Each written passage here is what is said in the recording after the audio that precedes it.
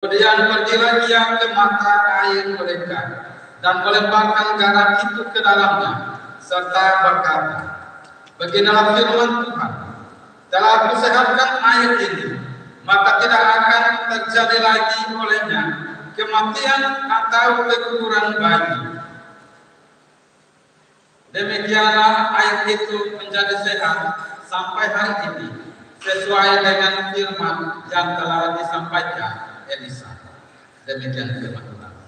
Berbahagialah setiap orang yang mendengar, merenungkan dan mengerjakan panggilannya dalam firman Tuhan.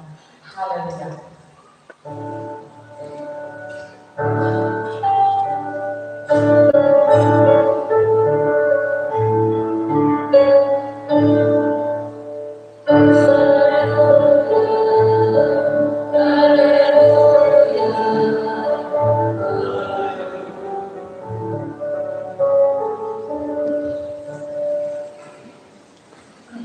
Sambil kita membaca kembali dalam hati, saya persilakan vokal Bung Widarti untuk mempersembahkan pujian bagi kemuliaan Tuhan. Baik, Bapak Mama, jemaat Tuhan, Shalom. Sekali lagi Shalom. Bapak Mama, jemaat dikasih Tuhan, di minggu yang pertama ini kita ada di dalam minggu di mana kita merayakan bulan lingkungan hidup. Di situ kita akan diberikan tema yaitu merawat alam sebagai ketaatan kepada Allah. Merawat alam sebagai ketaatan kepada Allah.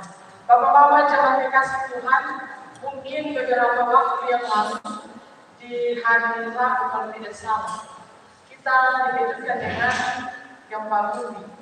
Jujur saja di NTT gempa bumi baru saya melihat dalam video sampai merusakkan begitu banyak rumah-rumah penduduk. Selama saya tinggal dari tahun 2009 sampai dengan saat ini, saya belum pernah lihat kejadian yang artinya gempa bumi yang seperti ini.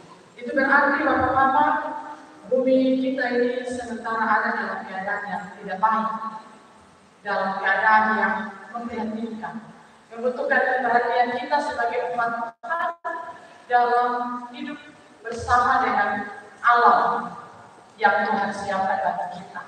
Bapak Mama jemaat kasih Tuhan, kita diberi bacaan dari sinode lewat bacaan dua raja-raja pasal 2 ayat 19 sampai dengan 22. Ini kurang lebih berbicara tentang air. Nah, kalau kita berbicara tentang air ini adalah sumber daya alam yang sangat dibutuhkan oleh seluruh penduduk di bumi untuk kebutuhan kita setiap hari. Dari ketika kita minum, kita mencuci, kita memasak, bahkan kita mandi dan kebutuhan sanitasi lainnya, semuanya ada di dalam. Pertanian, peternakan, industri, sampai dengan keperluan lainnya kita membutuhkan air.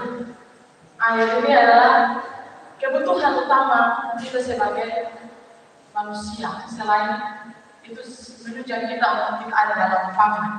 Nah, orang dapat saja bisa bertahan untuk artinya dia bertahan hidup beberapa hari tanpa dia makan. Dia bisa bertahan, artinya dia puasa 2 hari, 3 hari, tetapi ketika dia menahan rasa haus, saya pikir bahwa itu akan membuat tubuhnya lemah. Namun orang tidak akan bisa bertahan untuk beberapa hari tanpa dia bisa minum. Artinya tidak minum air, tanpa minum air. Tubuh kita ini membutuhkan asupan air yang cukup untuk kita bisa bertahan hidup. Kita tidak makan, tetapi kalau kita masih minum, berarti kita masih bisa bertahan hidup. Dengan presentasi sekitar 70% air di dalam tubuh manusia, air itu menjadi unsur yang sangat penting untuk bagaimana kita ada dalam kehidupan, keberlangsungan hidup. Tanpa asupan air yang hidup, maka tubuh kita ini akan mengalami yang namanya dehidrasi, kekurangan cairan. Kita akan lemas dan kemudian bisa saja kita mati. Bapak Mama jemaat kasih Tuhan, teks bacaan kita ini berbicara tentang perkembangan pembangunan kota Yeriko dengan tata letak kota di yang baik dalam pandangan masyarakat pada saat itu. Namun dalam pembangunan